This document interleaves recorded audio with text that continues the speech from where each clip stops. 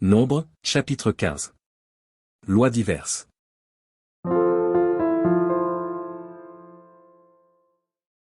L'Éternel parla à Moïse, et dit. Parle aux enfants d'Israël, et dis-leur, quand vous serez entrés dans le pays que je vous donne pour y établir vos demeures. Et que vous offrirez à l'Éternel un sacrifice consumé par le feu, soit un holocauste, soit un sacrifice en accomplissement d'un vœu ou en offrande volontaire, ou bien dans vos fêtes, pour produire avec votre gros ou votre menu bétail une agréable odeur à l'Éternel.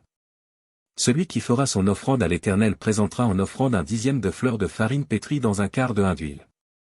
Et tu feras une libation d'un quart de hin de vin, avec l'holocauste ou le sacrifice, pour chaque agneau. Pour un bélier, tu présenteras en offrande 2 dixièmes de fleur de farine pétrie dans un tiers de hin d'huile. Et tu feras une libation d'un tiers de hin de vin, comme offrande d'une agréable odeur à l'Éternel. Si tu offres un veau, soit comme holocauste, soit comme sacrifice en accomplissement d'un vœu, ou comme sacrifice d'action de grâce à l'Éternel. On présentera en offrande, avec le veau, 3 dixièmes de fleur de farine pétrie dans un demi-hin d'huile.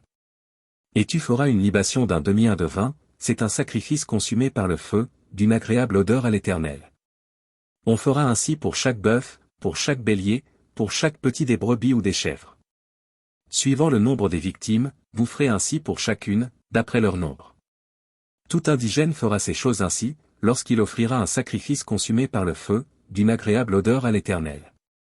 Si un étranger séjournant chez vous, ou se trouvant à l'avenir au milieu de vous, offre un sacrifice consumé par le feu, d'une agréable odeur à l'Éternel, il l'offrira de la même manière que vous. Il y aura une seule loi pour toute l'assemblée, pour vous et pour l'étranger en séjour au milieu de vous, ce sera une loi perpétuelle parmi vos descendants, il en sera de l'étranger comme de vous, devant l'Éternel. Il y aura une seule loi et une seule ordonnance pour vous et pour l'étranger en séjour parmi vous. L'Éternel parla à Moïse, et dit. Parle aux enfants d'Israël, et dis-leur, quand vous serez arrivés dans le pays où je vous ferai entrer. Et que vous mangerez du pain de ce pays, vous prélèverez une offrande pour l'Éternel. Vous présenterez par élévation un gâteau, les prémices de votre pâte, vous le présenterez comme l'offrande qu'on prélève de l'air. Vous prélèverez pour l'Éternel une offrande des prémices de votre pâte, dans les temps à venir. Si vous péchez involontairement, en n'observant pas tous ces commandements que l'Éternel a fait connaître à Moïse. Tout ce que l'Éternel vous a ordonné par Moïse, depuis le jour où l'Éternel a donné des commandements et plus tard dans les temps à venir. Si l'on a péché involontairement, sans que l'assemblée s'en soit aperçue, toute l'assemblée offrira un jeune taureau en holocauste d'une agréable odeur à l'Éternel, avec l'offrande et la libation, d'après les règles établies, elle offrira encore un bouc en sacrifice d'expiation. Le sacrificateur fera l'expiation pour toute l'assemblée des enfants d'Israël, et il leur sera pardonné, car ils ont péché involontairement, et ils ont apporté leur offrande, un sacrifice consumé par le feu en l'honneur de l'Éternel et une victime expiatoire devant l'Éternel, à cause du péché qu'ils ont involontairement commis. Il sera pardonné à toute l'assemblée des enfants d'Israël et à l'étranger en séjour au milieu d'eux, car c'est involontairement que tout le peuple a péché. Si c'est une seule personne qui a péché involontairement, elle offrira une chèvre d'un an en sacrifice pour le péché. Le sacrificateur fera l'expiation pour la personne qui a péché involontairement devant l'Éternel. Quand il aura fait l'expiation pour elle, il lui sera pardonné. Pour l'indigène parmi les enfants d'Israël et pour l'étranger en séjour au milieu d'eux, il y aura pour vous une même loi, quand on péchera involontairement. Mais si quelqu'un, indigène ou étranger, agit la main levée, il outrage l'Éternel, celui-là sera retranché du milieu de son peuple. Il a méprisé la parole de l'Éternel, et il a violé son commandement, celui-là sera retranché, il portera la peine de son iniquité.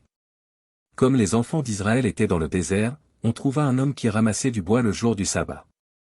Ceux qui l'avaient trouvé ramassant du bois l'amenèrent à Moïse, à Aaron, et à toute l'assemblée. On le mit en prison, car ce qu'on devait lui faire n'avait pas été déclaré. L'Éternel dit à Moïse, cet homme sera puni de mort, toute l'assemblée le lapidera hors du camp. Toute l'assemblée le fit sortir du camp et le lapida, et il mourut, comme l'Éternel l'avait ordonné à Moïse.